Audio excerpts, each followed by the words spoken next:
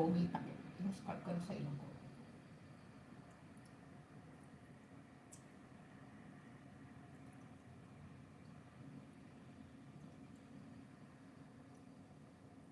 Oo, masakit sa ilong tsaka sa daliri. Sa daliri. Pag ano, pag kahit naka-gloves, ang hirap naman kasing naka-gloves. Ang hirap humawak eh, pag naka-gloves ka.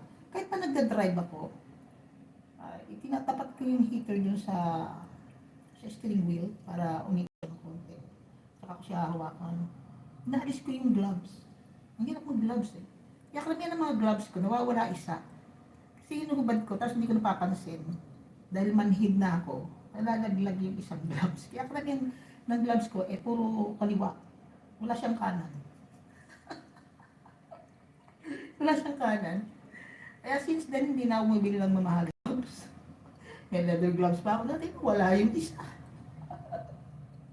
hindi na ako bumibili ng gloves. Mumurahin lang yung mga knitted lang na insulated naman. Hello, sis Nova Vizcayano. Thank you for coming. Maraming salamat. Ayun. Ang hirap lumabas pag malamig na malamig.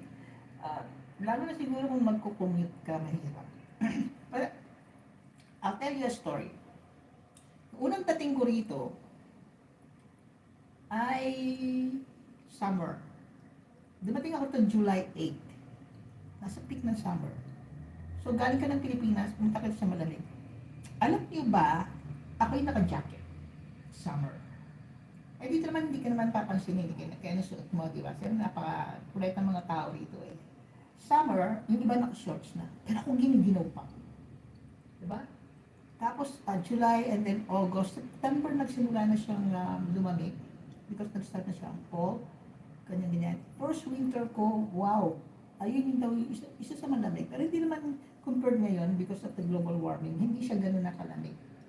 Okay? I wish ganyan pa rin natin. Naranasan ko lahat. Lahat. Hindi ko naman naranasan matanggalan ng daliri or matanggalan ng ilong. Natural pa rin yung ilong ko. Ang naranasan ko ay nadulas, nadapa, nasubasog,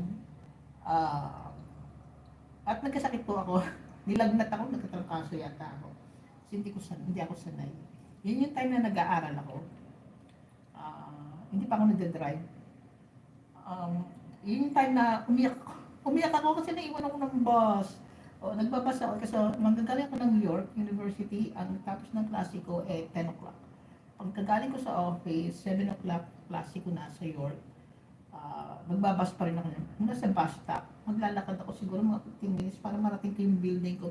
Because ang laki-laki ng campus. Malaki pa siya sa UP. Malaki pa sa UP And you could imagine na madilim na, tapos ang lamig-lamig. Tapos ayun, pagpasok sa building, may heater. Alam mo, pag galing ka sa malamig, tapos mainit, di ba nakakaantok? Nakakaantok. So nakaupo ako sa klase, ako'y antok. At pinipit kong palagi akong nasa harapan para magising ako. Kaso naman, bored ako sa lessons. For one reason na, na-take up ko na sa Pilipinas yun Alam ko na yun. Kaya lang required kasi ng association na i-take up ko ulit para ma-accredited ako.